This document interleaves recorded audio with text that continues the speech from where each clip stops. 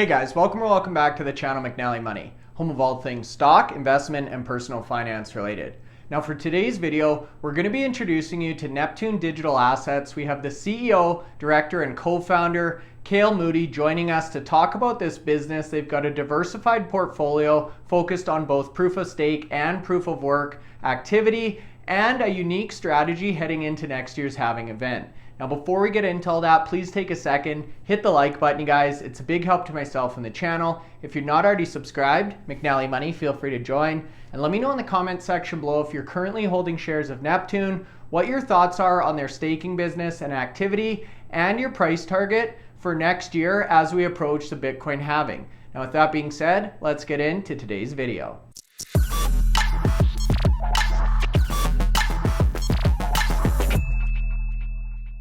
Okay guys, so that's right. Today's video, we've got the co-founder, director, and CEO of Neptune Digital Assets, Cale Moody, with us. We've been doing a lot of coverage in the Bitcoin or crypto mining space. This company fits right into that sector, and obviously a ton of excitement in the news and media in relation to cryptocurrency over the last couple of months. So Cale, thanks so much for being with us today, and we really appreciate your time.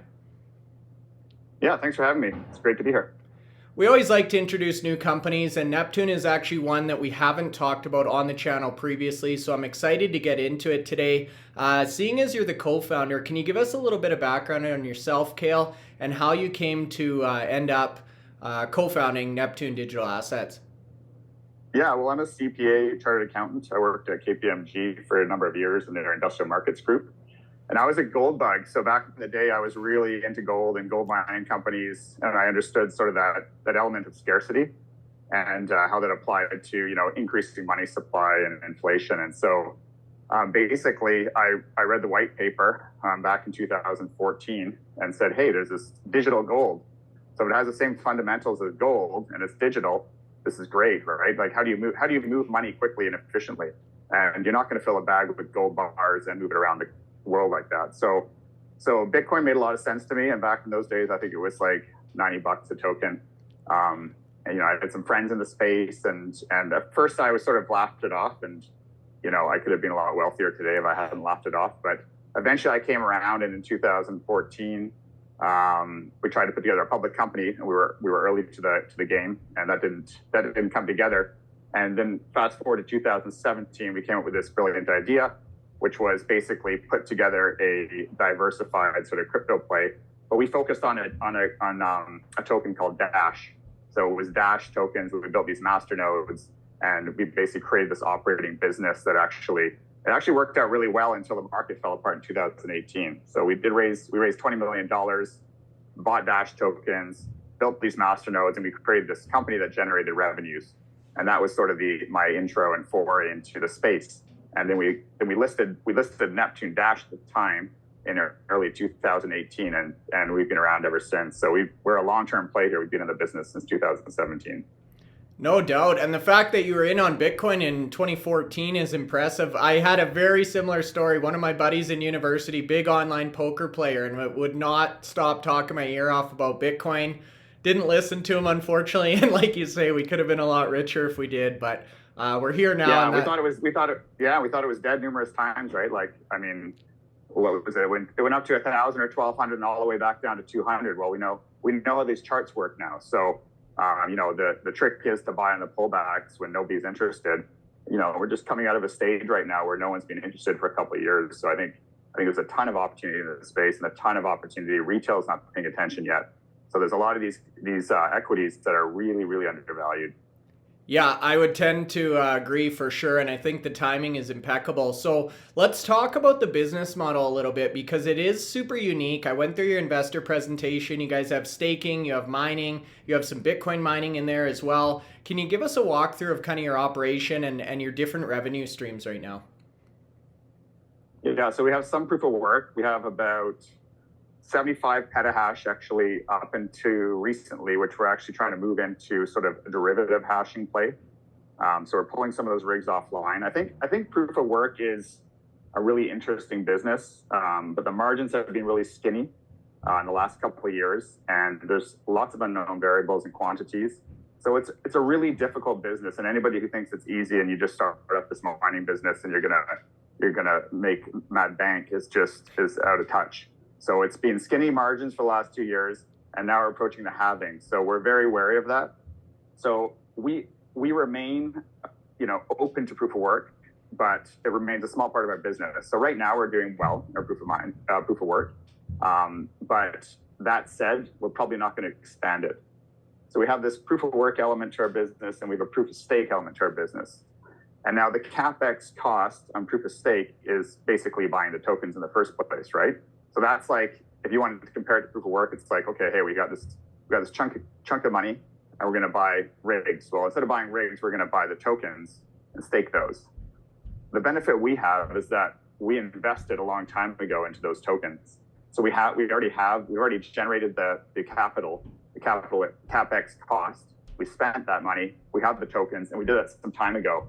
And unlike, mining rigs, there's no obsolescence. So we have those tokens and we just stake them, and now they're kicking our revenues, and we reinvest those revenues. So, say on Cosmos Atom, we're making 15 to 20%. Well, we can reinvest that in Cosmos, or we can take those earnings and just buy Bitcoin. So it's a real advantage for Neptune, is that we have this huge element of proof of stake, which won't be affected by the halving at all. So two elements of revenues to our business: proof of work, proof of stake. And the proof of stake is quite safe, just because as we approach the halving, we're not going to lose money. We can still buy a Bitcoin. Gotcha. Yeah, I was going to ask about your fleet and efficiency ratings and stuff going into the halving, but it sounds like, based on what you just said, you're not going to be expanding on that through the halving and kind of, would you say, winding that business unit down? Or I guess it depends on the price of Bitcoin then, eh? Yeah, it depends on the price of Bitcoin. Rigs, to sell rigs right now, you don't get much money. So we're getting rid of the inefficient rigs and the rigs that are sort of older. But we're going to retain some of our rigs that are doing really well. So we'll just keep on running those until they're not making money anymore. But that could happen really quick, right? We don't know what's going to happen post halving. So, are we going to see Bitcoin sit where it is today, which means, again, the margins are going to get really skinny again, or it'll be, ineffective to mine. So we'll see what happens. But we're going to keep that. We're going to keep proof of work to probably around, I would say, 50 petahash. So really small ops right now, but it does generate revenues for us, and it's great. We'll see what happens post halving. We are interested in some of the derivative plays where you can purchase your hash rate, and it takes all the rig risk out of it. So you just buy the hash rate, and you're making a play on that. We also do a lot of option trades. So, because we're long Bitcoin long term, we can sell put options and, make 25 to 35% on those. Again, sort of avoiding the craziness of the mining world, the power costs, the obsolescence, the time to market, the shipping rigs around, curtailment in these states where, it's warmer and the government forces you to curtail, changing laws, that sort of stuff. So we're really, we found proof of work to be a very frustrating business. And so we're trying to pull out some of those unknowns and just focus on making money. And for us to do that through either derivatives, sort of selling put options, or just using our proof of stake mining engines to generate revenues, which in turn we use to buy Bitcoin. So there's a lot of sort of, fandangling and going back and forth between the two. But at the end of the day, I think we're solidly set up for that halving and to remain profitable after that. Yeah, super interesting to see how complex and multifaceted the world of DeFi has become. So let's talk about the proof of stake a little bit. Yeah. For people who are maybe unfamiliar, the way I kind of think about it is you put up some initial capital and you get a percentage return, similar to kind of interest out of a bank account, I guess, on a legacy system. But can you walk us through, just at a high level, how the staking works and which coins specifically or platforms you're staking on the most? Yeah, it depends on the ecosystem. They all have different intricacies, and the smart contracts are slightly different depending on what you're doing. But yeah, at a very high, simple level, it's you're committing tokens to the ecosystem. Those tokens perform some sort of function, whether you're running a validator, you're delegating to a validator, you're running a Mastodon, you're staking ETH. You're committing tokens to the ecosystem, and you're saying, hey, take these, use these to perform transactions or validate transactions, and there you get some of the block reward. Okay, so think of your tokens as your miners. That's a good way of looking at it. those are little mining engines. So you commit those to the blockchain and you get rewarded for that. So sometimes you have to lock them in over time. Sometimes you can pull them out. Sometimes there's 21 days notice, like Cosmos Atom, where you got to give 21 days notice and you can pull them out again. But the beauty of that is that, yes, it's like an interest-bearing account. So you're I guess you're at risk of the change in principal value of your investment, but that would be the same with if you have dollars or whatever, or any sort of equities. But you also get rewarded for that. So for us, that's been really great. A good example of that would be Cosmos Atom, which we love. We got in really early 2019. So we got in at, I don't know, probably, let's say $1.50, something around there. Today they're, I don't know if you check, they're probably $10.50 or something like that. But again, it's been kicking out, 15 to 20%, 13 to 20% over the last, whatever, how many years ago is that? 4 years ago now. So that's been a great revenue generator for us, right? That can cover all our op costs. And then, if we wanted to take them, we flip it into different tokens. So we say, hey, we have enough Cosmos Atom, so now we can just take the revenues and use those to buy Solana, which has had a fantastic run lately. Over the last, we're up like 200%. So we have Solana, which we stake as well, and we stake DOT, which is great as well. We think there's great things for Polkadot network. We stake some AI tokens. Ocean is one of them. The Graph, which we really like as well. We're staking ETH. So the ETH payments aren't that great, but we want to take part in the ecosystem. So I think we're doing 4 or 5% there. So, but still, it's nice to generate those revenues and support the network. So that's sort of what we're doing there. So Cosmos Atom, Solana, DOT, Ocean, ETH. Am I missing anything there? Those are the main ones. Those are the bigger ones. And so of course, without like performance of the principal investment, and we want to see that principal investment grow. And we know, based on the downturns, hey, in the back end on the bull runs, these things go 20x more sometimes, right? So that's what we're counting on. And again, we're taking those rewards and we're keeping it in the ecosystems. Maybe not like the actual specific ecosystems, but we're keeping it in the cryptocurrency world. So whether we have Bitcoin or we're taking our Cosmos Atom and flipping it into Solana or Polkadot, we're getting that principal appreciation still. So our balance sheet balloons in the bull market, right? And so do the revenues that we've had over time, because those revenues aren't cash revenues, they're still token revenues. It's another point to talk about here is it gets really complex when you look at financial statements, because the financial statements turn everything into dollars at a point in time. So, you could say like, hey, we had a really crappy year last year because, hey, the values were really low, or the market took a dive, and you have to run those losses that actually aren't really losses because you haven't lost any tokens, but the cash value of your tokens has gone down. You have to run that loss through your income statement. So you had a big loss, say in 2022, that terrible year. Okay, so you run a big loss to your income statement, but on the flip side, in the bull market, you're going to have these crazy gains because you have to run the gain on the token value, the appreciation on the token value to your income statement again. But the main point is that you have these ballooning balance sheets, and so that's a great thing for any company. And you're going to see this across the board as we head into the bull market. And so we're very diversified. We're extremely diversified. So I think we're pretty unique in that sense. There's not many other companies out there that are doing sort of all the elements that we're doing. Yeah, and you're totally right about the year-over-year comps, because I've looked into the balance sheet reporting a little bit with some of this stuff, and you're right, it is interesting the way it kind of works like this with unrealized gains and losses and all the rest. The other thing that I really like, that I'm hearing here is this is complex stuff for the average person, right? Derivative trading on Bitcoin or Ethereum or staking. So it's interesting that they can come to your organization, invest in a one-stop shop, and get exposure to this diversified ecosystem, like you said there. So super unique. Now, you talked about the ballooning balance sheet, and I wanted to speak to that a little bit, because obviously Bitcoin price has been appreciating. A lot of the alt or secondary coins kind of follow Bitcoin.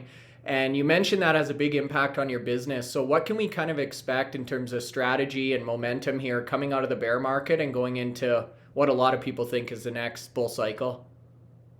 Right. So we have a lot of cash. I mean, for a small entity, we have probably 10, 11 million in cash. And so we'll be deploying more cash. I mean, once we get confirmation of a bull cycle, we're entering into a bull cycle, and it's still early days. I mean, there's potential for a pullback, and if we see that, that's fine. But we'll be deploying more capital, so we'll be acquiring more tokens, more Bitcoin. We'll be putting more money to work in derivatives. Like I said, we'll probably be purchasing hash rate and investing in the space in a bigger way. So we're not going to deplete all our cash reserves, because that's a dangerous move to make in any market, particularly one as volatile as this one. But so what you'll see is that we'll be deploying more of our capital into tokens and derivative plays. This will increase our revenue. It'll increase the number of the levels of different tokens that we have on our balance sheet. And as those principal values increase, you're going to see higher income, net income, and you're going to see higher NAV on our balance sheet. And so right now, I'd say it's pretty interesting, our valuation. Everybody always talks about NAV, which to me is a little bit nuts, because NAV doesn't really mean anything, because what you're investing is the speculation that it's going to increase, or you're negative and you think it's going to decrease, in which you'd be trading at a discount to NAV. If you think you're in a bull market, you should be at a premium to NAV, right? So we've traded at around NAV, I think, for about a year and a half now. So that's a good sign that we were in a bear market. We'll trade at NAV, and our revenues will be valued at zero, which is pretty interesting, because revenues are worth something because they flow through to the balance sheet. So what will be interesting is to see when retail comes back in and starts to buy these equity plays, because they've been so beat up for the last year and a half, 2 years. So I think going forward, you're going to see expanding balance sheet. You're going to be seeing expanding income. I wouldn't say we're heading into finalizing our financials for the year, so those will come out. We have to file by the end of this month, but I expect we'll probably file before Christmas. But it was still a tough year. It's not like it's a fantastic year, but Q1 is where we really started to see good things happen. That was sort of post September when Bitcoin really took off.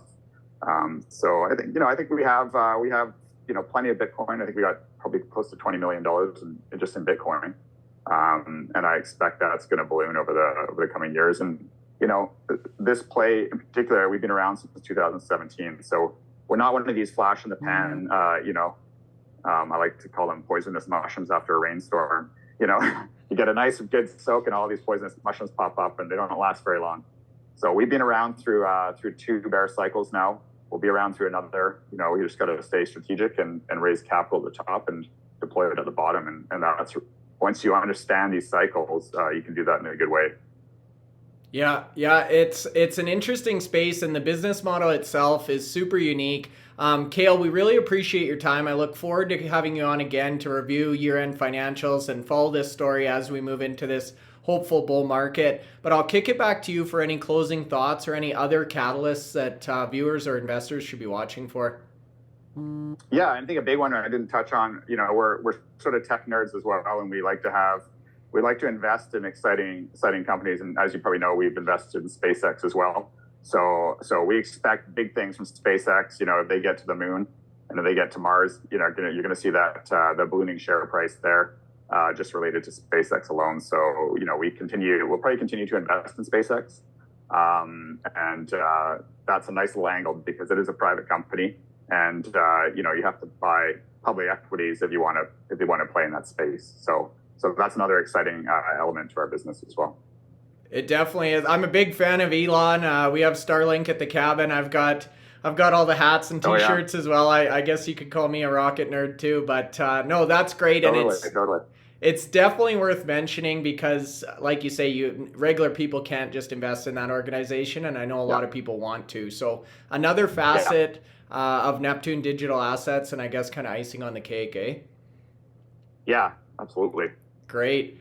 Well, you know what? I really appreciate the discussion today. You guys, if you're still watching, feel free to leave a comment in the section below. Specifically, if you have questions for Kale, we can get that addressed next time. If you found value in today's video, make sure you hit the like button, you guys. And if you're not subscribed to the channel, McNallie Money, feel free to join. Kale, we appreciate your time. Look forward to chatting soon.